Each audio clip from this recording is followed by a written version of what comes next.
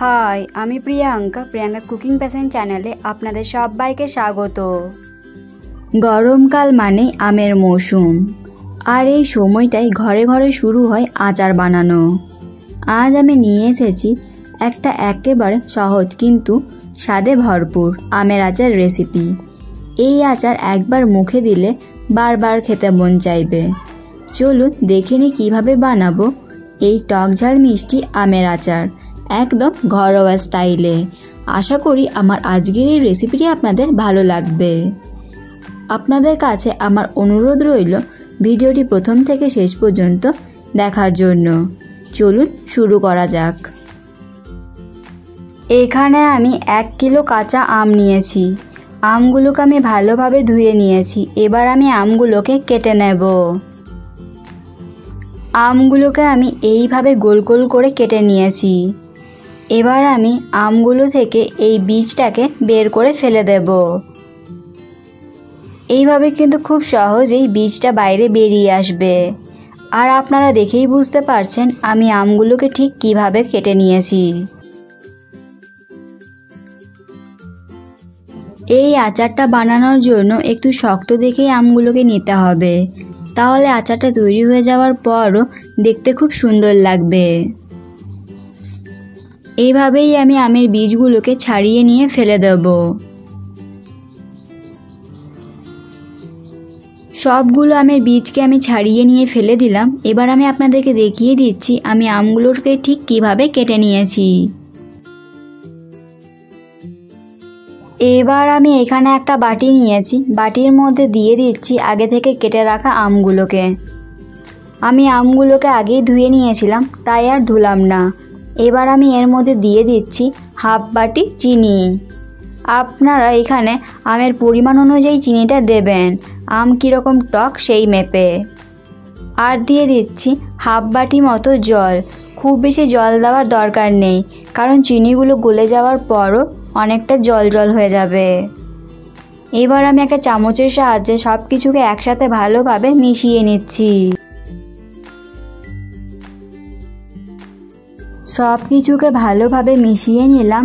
এবার আমি এটাকে 1 ঘন্টার জন্য রেস্টে রেখে দেব, তারপর ফিরে আসছি। এবার আমি গ্যাসের মধ্যে একটা কড়াই বসিয়ে দিয়েছি। কড়াইয়ের মধ্যে দিয়ে দিচ্ছি হাফ চামচ ধনে, হাফ চামচ জিরে, হাফ চামচ মৌরি আর একটা শুকনো লঙ্কা। এবার আমি এই সব কিছুকে একসাথে ভালোভাবে ভেজে নেব, গ্যাসের ফ্লেমটাকে মিডিয়ামে রেখে। সব কিছুকে আমি ভালোভাবে ভেজে নিয়েছি, আর এখন খুব সুন্দর একটা গন্ধও বেরিয়ে এসেছে। এবার আমি এটাকে নামিয়ে নিয়ে ঠান্ডা করে নেওয়ার পর গুঁড়ো করে নেব।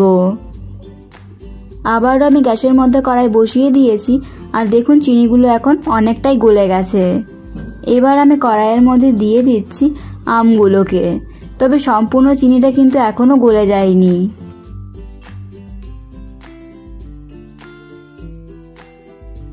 কড়াইয়ের মধ্যে আমি সব আমগুলোকে দিয়ে দিলাম। এখানে কিন্তু আলাদা করে আর জল দেওয়ার দরকার নেই। এবার আমি এগুলোকে একটু নাড়াচাড়া করে দিচ্ছি। এবার আমি গ্যাসের ফ্লেমটাকে লো টু মিডিয়ামে রেখে এইগুলোকে 10 মিনিটের জন্য ভালোভাবে ফুটিয়ে নেব।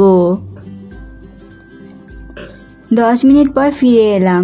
এবার আমি এইগুলোকে একটু নাড়াচাড়া করে দেব, তবে খুব হালকা হাতে নাড়াচাড়া করতে হবে যাতে আমগুলো ভেঙে না যায়।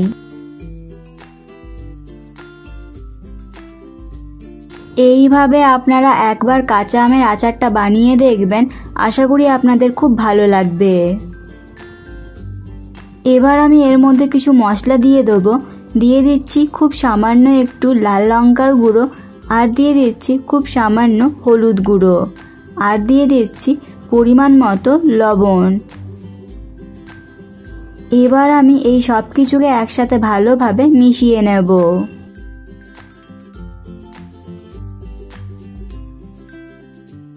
আপনি যদি আমার চ্যানেলে নতুন হয়ে থাকেন তাহলে ভিডিওটি দেখতে দেখতে আমার চ্যানেলটিকে সাবস্ক্রাইব করুন এবং পাশে থেকে বেল আইকনটি অন করে দিন আরও নতুন নতুন ভিডিওর আপডেট পাওয়ার জন্য।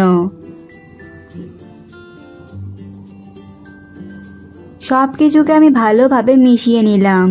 এবার আমি এটাকে আরও 5 মিনিটের জন্য ভালোভাবে ফুটিয়ে নেব। 5 মিনিট পর ফিরে এলাম। দেখুন এটা এখন অনেকটাই ঘন হয়ে এসেছে। এবার আমি এর মধ্যে দিয়ে দিচ্ছি ভেজে রাখা মশলাটাকে গুঁড়ো করে নিয়েছি, সেই মশলাটাই আমি এখানে 1 চামচ দিয়ে দিলাম। খুব বেশি মশলাটা দেওয়ার দরকার নেই। আবারও আমি সব কিছু একসাথে ভালোভাবে মিশিয়ে নেব।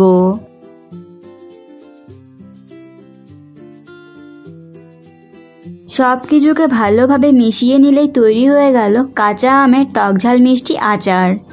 এর থেকে বেশি আমি আর এটাকে শুকনো শুকনো করব না, এটা ঠান্ডা হয়ে যাওয়ার পর আরও একটু ঘন হয়ে যাবে। আচারটাকে সম্পূর্ণ ঠান্ডা করে নেওয়ার পর এবার আমি আচারটাকে একটা প্লেটের মধ্যে সার্ভ করছি। আপনারা অবশ্যই এইভাবে একবার বাড়িতে কাঁচা আমের আচারটা বানিয়ে দেখবেন। বানানো যেমন সহজ, খেতে তেমনই দুর্দান্ত হয়। আপনারা দেখেই বুঝতে পারছেন আচারটা ঠিক কতটা লোভনীয় আর পারফেক্ট হয়েছে। এই রেসিপিটি আপনাদের কেমন লাগলো অবশ্যই কমেন্ট করে জানাবেন। ভালো লেগে থাকলে লাইক এবং শেয়ার করবেন। এরকমই আরও নতুন নতুন ভিডিওর আপডেট পাওয়ার জন্য প্রিয়াঙ্কাস কুকিং প্যাশন চ্যানেলটিকে সাবস্ক্রাইব করতে ভুলবেন না। আজ এই পর্যন্তই। ততক্ষণ ভালো থাকবেন, সুস্থ থাকবেন। দেখা হবে নতুন একটা ভিডিওতে।